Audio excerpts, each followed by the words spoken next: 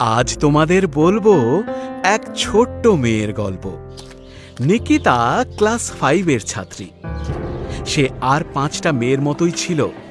School, পড়াশোনা, বন্ধু বান্ধব এইসব নিয়েই বেশ দিনগুলো কাটছিল তার।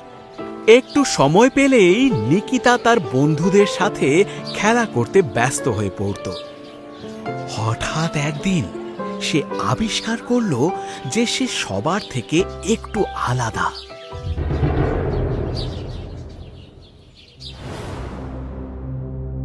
সবাই বই বন্ধ করো, আমি তোমাদের পড়া ধরবো।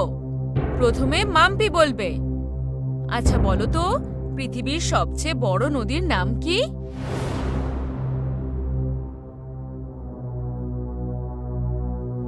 জানি না দিদিমণি। তুমি একদম পড়াশোনা করছো না, দাঁড়িয়ে থাকো।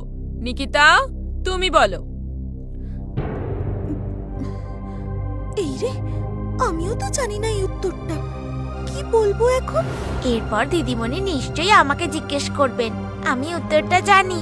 নীল নদ পৃথিবীর সবচেয়ে বড় নদী। সুমকি তো নীল নদ বলছে, তাহলে মনে হয় নীল নদই হবে উত্তরটা। দিদিমণি, নীল নদ। বাহ বাহ, খুব ভালো। তুমি আজকাল তাহলে মন দিয়ে পড়ছো। এইভাবেই ভালো করে পড়াশোনা করবে। বসে পড়ো। নিকিতা উত্তরটা বলতে পারলো, তাহলে ও আজকাল নিশ্চয়ই মন দিয়ে পড়াশোনা করছে। আমাকেও পড়াশোনায় জোর দিতে হবে। রুমকি ভাগ্যিস উত্তরটা বলে দিল। ছুটির পরে ওকে আমার অবশ্যই থ্যাঙ্কস জানানো উচিত। নিকিতা, তুই আমাকে দাঁড়াতে বললি কেন রে? তোকে আমার থ্যাঙ্কস জানানো উচিত রে। আমাকে থ্যাঙ্কস জানাবি? কিন্তু কেন? আমি কি করলাম? তুই ভাগ্যিস তখন উত্তরটা বলে দিয়েছিলি, তাই তো আমি দিদিমণিকে উত্তরটা বলতে পারলাম, নীল নদ। আমি কখন তোকে উত্তর বললাম? আমি তো বলিনি। তুই বলিসনি? কেন রে? আমি তোকে উত্তর বলতে যাব কেন? আমার মনে হলো তুই আমাকে উত্তর বলে সাহায্য করেছিস। তোকে সাহায্য করতে আমার বইই গেছে। একদিন দিদিমণির কাছে একটা উত্তর বলতে পেরে বেশি ঢং দেখাস না। দেখিস পরীক্ষায় আমিই সবথেকে বেশি নাম্বার পাবো। ও সত্যি কি আমাকে সাহায্য করেনি?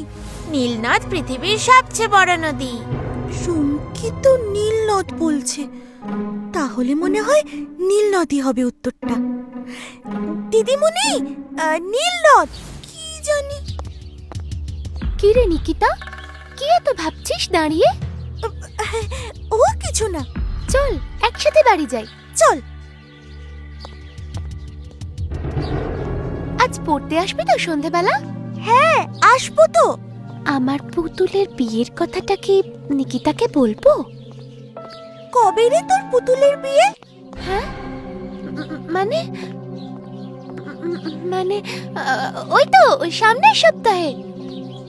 কিন্তু তুই তুই জানলে কি করে আমার পুতুলের বিয়ের কথাটা? আরে এক্ষুনি তো বললি তুই। আমি বললাম? কই না তো, আমি তো বলিনি। ও তুই বলিসনি? আমার যেন মনে হলো আমি শুনলাম। আচ্ছা, আমি কি সত্যিই বলে ফেলেছিলাম? কি জানি, আমি তো মনে মনে ভাবলাম। নে, তোর বাড়ি চলে এলো তো। ও হ্যাঁ, আমি আসছি রে, সন্ধ্যাবেলা দেখা হবে। হ্যাঁ, টাটা। টাটা। আজ কি হচ্ছে আমার সঙ্গে এসব? তখন রুমকি বলল ভূগোলের উত্তরটাও আমাকে বলেনি। এখন শ্যামলীও নাকি পুতুলের বিয়ের কথা বলেনি। তাহলে আমি শুনতে পাচ্ছি কি করে? আমি কখন তোকে উত্তর বললাম? আমি তো বলিনি। অথচ আমার মনে হচ্ছে ও আমাকে বলেছে। নীল নদ পৃথিবীর সবচেয়ে বড় নদী। রুমকি তো নীল নদ বলছে, তাহলে মনে হয় নীল নদই হবে উত্তরটা। দিদিমণি, নীল নদ। আবার এখন শ্যামলীও বলল ওর পুতুলের বিয়ের কথা বলেনি। আমি বললাম? কই না তো, আমি তো বলিনি। আমি যে কানে শুনতে পেলাম। আর সত্যি সামনের সপ্তাহে ওর পুতুলের বিয়ে। তাহলে কি আমি সবার মনের কথা বুঝতে পেরে যাচ্ছি?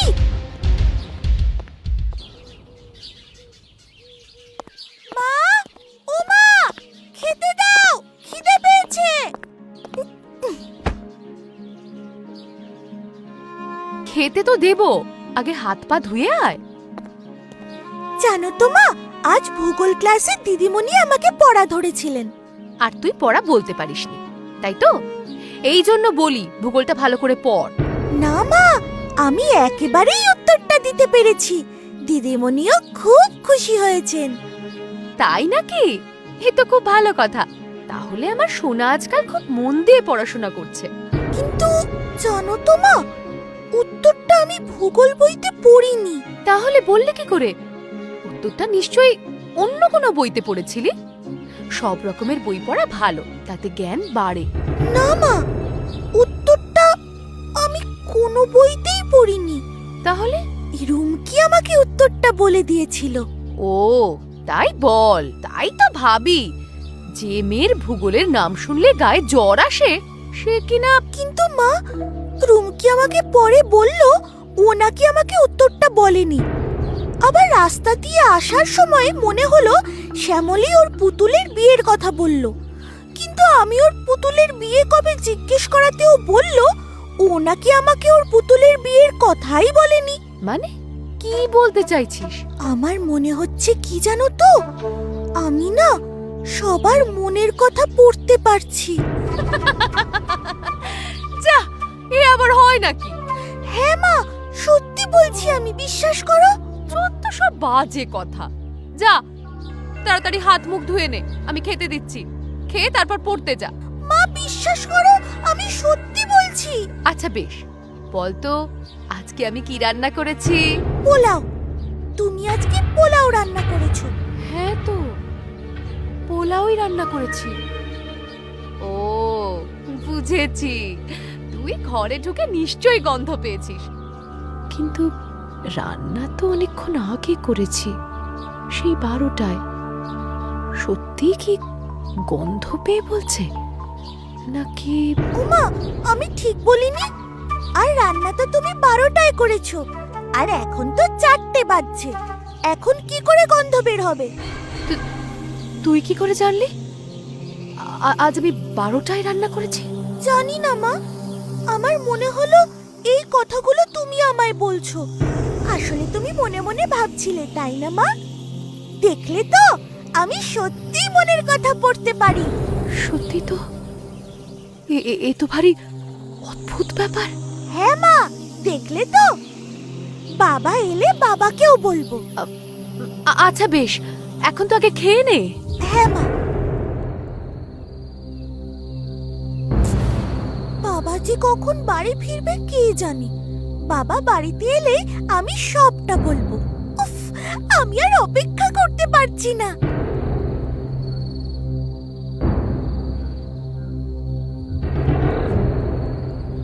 ও, তুমি চলে এসেছো? আজ এত দেরি হলো? আর বলো না, ফেরার সময় রাস্তায় এক বন্ধুর সাথে দেখা। তাছাড়া রাস্তায় গাড়ির যা সমস্যা। তা নিকিতা কি করছে? এই তো টিউশন ক্লাস থেকে ফিরে পড়তে বসেছে। যাই, একটু ওর সাথে দেখা করে আসি। কি নিকিতা মা, পড়তে বসেছো? বাবা, তুমি এসে গেছো? হ্যাঁ মা, পড়ো, মন দিয়ে ভালো করে পড়ো। আর যে সাবজেক্টগুলোতে ক্লাস টেস্টে তুমি কম নম্বর পেয়েছো সেগুলো বেশি করে পড়বে। হ্যাঁ বাবা, পড়ছি। জানো বাবা, আজ আমি একটা অদ্ভুত জিনিস জানতে পেরেছি। অদ্ভুত জিনিস? তা অদ্ভুত জিনিসটা কি শুনি? জানো বাবা, আমি সবার মনের কথা পড়তে পারছি। সে আবার কি? আমি কারোর মুখের দিকে তাকিয়ে কে কি চিন্তা করছে বুঝতে পেরে যাই। কে গো, তুমি এখনো এই ঘরে? হাত মুখ ধোনি তো? এই তো এক্ষুনি যাচ্ছি। মেয়ের কথা শুনেছো? ও বলছে ও নাকি সবার মনের কথা পড়তে পারে। হ্যাঁ গো, স্কুল থেকে ফিরে আমাকেও বলেছে। তুমিও কি এসব কথা বিশ্বাস করছো? হ্যাঁ, এসব কথা না ভেবে মন দিয়ে ভালো করে পড়াশোনা করো মামুনি। বিশ্বাস করছে না ঠিকই, কিন্তু বাবা পরে ঠিক বুঝতে পারবে যে আমি সব কথা সত্যি বলছি। বাবা, কালকে স্কুলে যাওয়ার সময় আমাকে 10 টাকা দেবে? আমি লজেন্স কিনবো। 10 টাকার লজেন্স খাবে? এত লজেন্স খেয়ে এবার দাঁতে পোকা ধরাবে। না না, ওকে কাল আমি 5 টাকা দেব। না বাবা, আমি 5 টাকা নেব না, আমার 10 টাকাই চাই। তুই কি করে জানলি? কি করে জানলি যে কাল আমি তোকে 5 টাকা দেব? তুমিই তো বললে 10 টাকার লজেন্স খেলে আমার দাঁতে পোকা ধরবে, তাই কাল আমাকে 5 টাকা দেবে। কই, আমি তো কিছু বলিনি। তার মানে নিকিতা কি সত্যি সত্যি মনের কথা পড়তে পারছে? অদ্ভুত তো। আচ্ছা নিকিতা মা, কাল সকালে আমি তোমাকে 10 টাকাই দেব, কেমন? ঠিক আছে বাবা। যাই, বাবা 10 টাকা দিয়েছে, ওই টাকা দিয়ে লজেন্স আর বিস্কুট কিনে খাই। কাকু, কাকু, আমাকে 1 টাকা দামের 5টা লজেন্স আর 5টা বিস্কুট দাও তো। এই নাও 10 টাকা।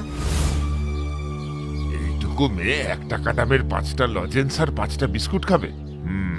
আমি বরং ওকে 50 পয়সা দামের 5টা লজেন্স আর 5টা বিস্কুট দিয়ে দিই। বাচ্চা মেয়ে বুঝতেই পারবে না। কি করছো কাকু? দাও না, টিফিন টাইম শেষ হয়ে যাবে তো। এই তো খুকুমনি দিচ্ছি, এক্ষুনি দিচ্ছি। এই নাও তোমার লজেন্স আর বিস্কুট। এবার আমাকে 5 টাকা ফেরত দাও। কেন খুকু, আমি তো তোমাকে 10 টাকার লজেন্স আর বিস্কুটই দিয়েছি। আমি বাচ্চা মেয়ে বলে তোমার চালাকি বুঝতে পারবো না ভেবেছো, তাই না কাকু? তুমি 50 পয়সার 5টা লজেন্স আর 5টা বিস্কুট দিয়েছো, কি তাই তো? কিন্তু তুমি কি করে জানলে? তুমি জানো না কাকু, আমি মানুষের মন পড়তে পারি। তুমি আমাকে ঠকাতে চেয়েছিলে, নেব না তোমার দোকানের জিনিস। যাও, ফেরত দাও আমার 10 টাকা, আর কখনো তোমার দোকানে আসবো না। দাও আমার 10 টাকা।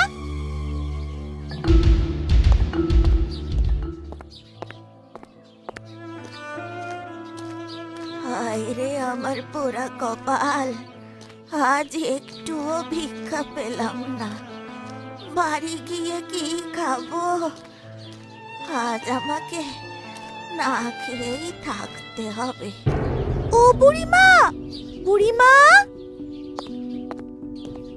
তুমি ভিক্ষা পাওনি বলে মন খারাপ করো না গো। এই নাও, এই 10 টাকাটা নাও, এই টাকা দিয়ে তুমি কিছু একটা কিনে খেও। তোমার তো খুব খিদে পেয়েছে, তাই না? কিন্তু মা, আমি যে কোনো ভিক্ষা পাইনি তুমি কি করে জানলে মা? আমি তো তোমাকে কিছু বলিনি। আমি সবার মনের কথা পড়তে পারি গো বুড়িমা। তুমি এই টাকাটা নাও।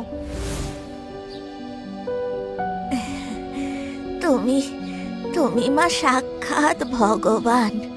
খুব ভালো থেকো মা, খুব ভালো থেকো।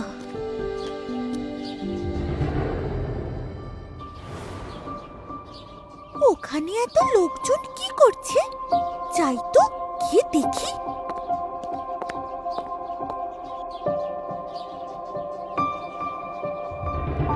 দাদারা, দিদিরা, আসুন আসুন, আমার মালতীর খেলা দেখে যান। আসুন আসুন, মাসিমা পিসিমা সবাই আসুন, এ এক মজার খেলা। এই যে আমার হাতে একটা কাগজ আছে, আর এই কাগজে লেখা আছে আমার মালতীর ওজন।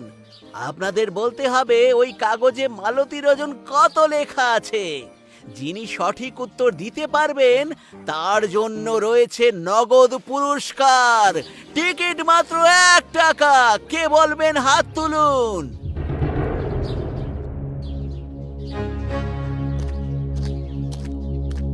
আচ্ছা মামুনি, তুমি বলবে আমার মালতীর ওজন কত? হ্যাঁ, আমি বলবো। এই নাও 1 টাকা। তা বলো বলো খুকুমনি, আমার মালতীর ওজন কত বলো? তোমার মালতীর ওজন 90 কিলো। না না, হলো না, হলো না, তোমার উত্তর হলো না।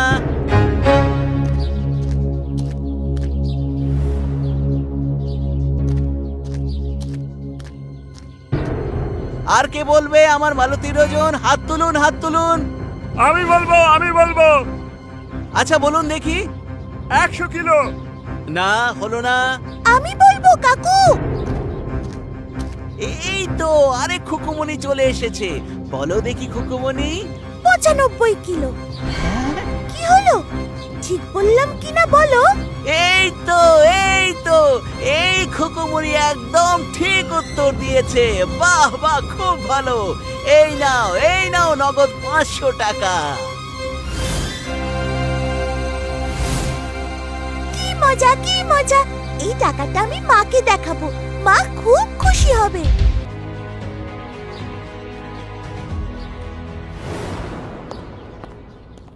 মা, ও মা, মা, কি হয়েছে? চিৎকার করছিস কেন এত? মা, আমি আজ থেকে আর মানুষের মন পড়বো না। কেন? কি হয়েছে রে তোর মা? কাঁদছিস কেন? বল আমায়।